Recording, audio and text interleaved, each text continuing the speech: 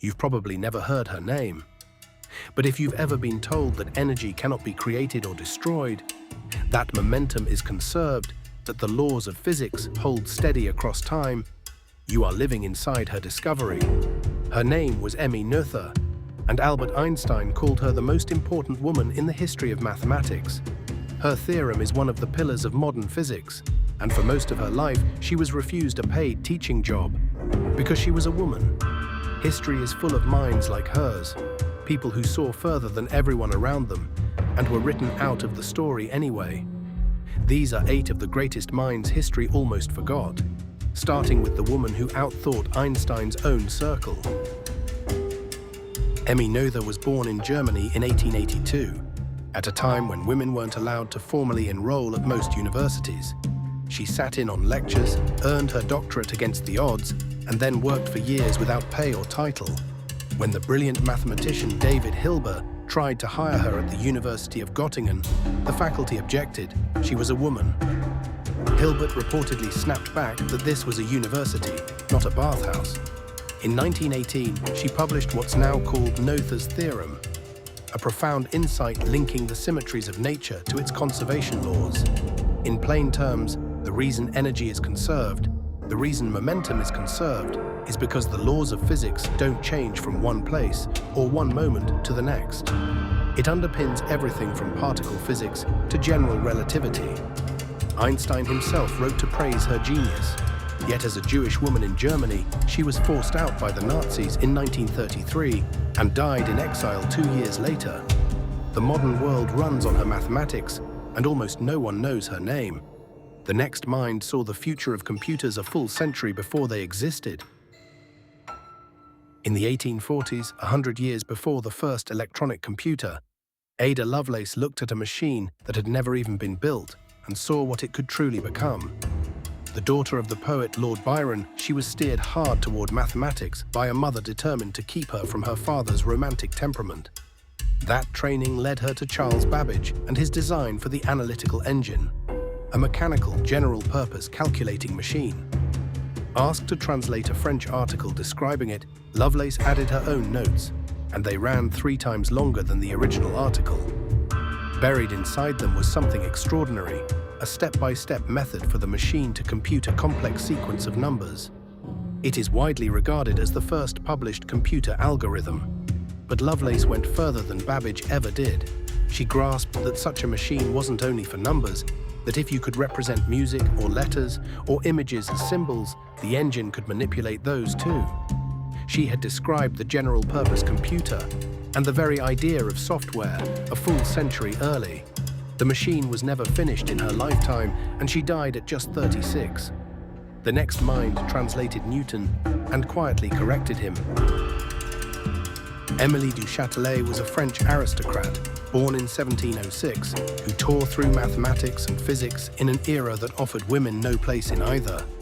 Barred from the academies and cafes where science was argued, she studied privately and once reportedly disguised herself to get through the door. Her masterwork was a complete French translation of Isaac Newton's Principia, so accurate and so well annotated that it is still the standard French edition today, more than 250 years later. But she didn't merely translate Newton, she pushed past him. Building on experiments others had done with falling objects, she argued that the energy of a moving body was proportional not to its speed, but to its speed squared, an early, crucial step toward the modern concept of kinetic energy, something Newton's own framework had gotten wrong. She died in 1749, days after childbirth at 42, with her greatest work only published after her death. For centuries afterward, she was remembered mainly as Voltaire's companion, not as the woman who helped correct the most famous physicist in history. The next mind unearthed the ancient world and watched gentlemen take the credit for her bones. Mary Anning grew up poor in the seaside town of Lyme Regis on the south coast of England in the early 1800s. Her family scraped by selling fossils to tourists out of the crumbling cliffs nearby, cliffs that happened to hold some of the most important prehistoric discoveries ever made. Still just a child, Anning helped uncover the first correctly identified skeleton of an ichthyosaur, a giant marine reptile. She went on to find the first complete plesiosaur and the first pterosaur skeleton discovered outside Germany. Her finds were so strange, so clearly unlike any living animal, that they helped force scientists to accept a genuinely radical idea: that entire species had once existed and gone extinct. She understood the anatomy better than the wealthy men who bought her discoveries. But as a poor, working-class woman, she was barred from the Geological Society of London, could not publish under her own name, and watched those men describe her fossils in scientific papers without once mentioning her. She reportedly wrote that the world had used her ill. Today she survives mostly as a footnote in the science she helped invent. The next mind was one of the brightest of the entire ancient world, and was murdered for it. 1600 years ago, in the great city of Alexandria, the most respected thinker in town was a woman. Hypatia was a mathematician, astronomer, and philosopher who led the Neoplatonic school there, lecturing on Plato, on geometry, and on the movements of the heavens to students who traveled from across the Mediterranean to hear her. She wrote commentaries on advanced mathematics and is credited with work on astronomical instruments like the astrolabe. In a world that gave women almost no public role at all, she commanded real intellectual authority. Even city officials sought her counsel. But Alexandria was tearing itself apart in a violent struggle between political and religious factions, and Hypatia, a pagan symbol of the old classical learning, became a target. In the year 415, she was seized by a mob and brutally killed in the street. Her death is often remembered as a grim marker, the moment when centuries of ancient knowledge began slipping into the dark. The scholarship she represented was scattered, and almost everything she personally wrote is now lost forever. The next mind arrived from a small town in India with no formal training and numbers that no one could explain. In 1913, a package of strange mathematics arrived at Cambridge University from a poor shipping clerk in Madras, India. The clerk was Srinivasa Ramanujan, almost entirely self-taught, working largely from a single outdated textbook, filling notebook after notebook with results he said came to him as if revealed in dreams. Most professors who received his letter ignored it, but the mathematician G.H. Hardy read it and realized he was looking at the work of a genius. Page after page of formulas so advanced and so unlike anything in the textbooks that Hardy said they simply had to be true, because no one would have the imagination to invent them. Ramanujan traveled to England and, in just a few years, produced thousands of results across number theory, infinite series, and continued fractions. But cut off from home, often ill, and worn down by the cold English climate, he returned to India and died in 1920 at only 32. His notebooks, though, kept giving.